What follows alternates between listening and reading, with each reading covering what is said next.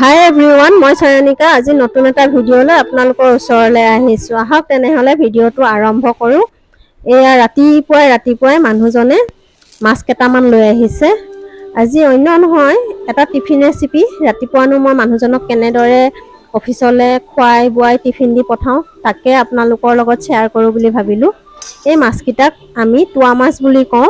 আপোনালোকে কি বুলি কয় জনাবচোন দেই। আৰু মই মাছকেইটা এখন কেঁচিৰ সহায়ত এনেদৰে বাচিছোঁ।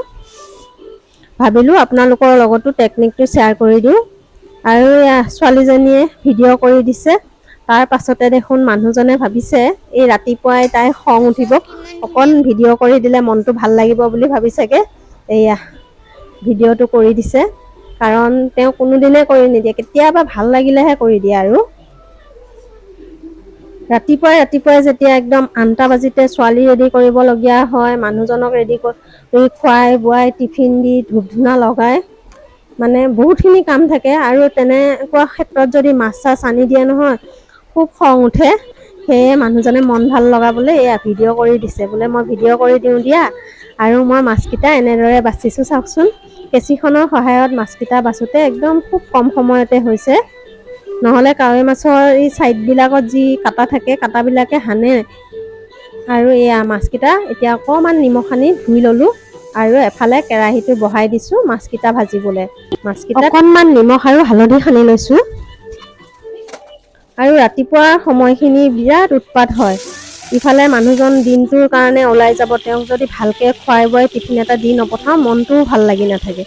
সেয়ে যিমান সোনকালেই নহওক মই উঠি তেওঁক ভালকৈ টিফিনটো দিবলৈ বিচাৰোঁ, যাতে লগৰ লগত খাই। যিহেতুকে খালীকৈ নিলে তেওঁ নিজেও বেয়া পাব বুলি ভাবি মই কিবা এটা ভালকৈ বনাই দিওঁ।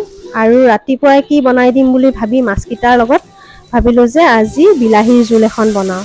আৰু মাছ ভজা কেৰাহীটোতে পিঁয়াজ অকণ দিলোঁ, দি লৈ বিলাহী আদা নহৰু একেলগে পিচি ল'লোঁ। আৰু আলু কেইটামান সৰু আলু বইল কৰি ল'লোঁ, লৈ এয়া চটপটকৈ বনাইছোঁ। আৰু লগত অকণমান জিৰা দিছোঁ, কাৰণ এনেদৰে বিলাহীৰ টেঙা বনালে জিৰা অকণ দিলে খাই ভাল লাগে।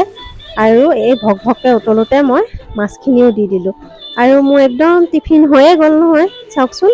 এয়া মাছৰ জোল, ইফালে ভেন্দি আলু আৰু কেপচিকামৰ ভাজি, আৰু লগত ভাত দিছোঁ। আৰু এই ড্ৰাই ফ্ৰুট কেইটামান দিছোঁ।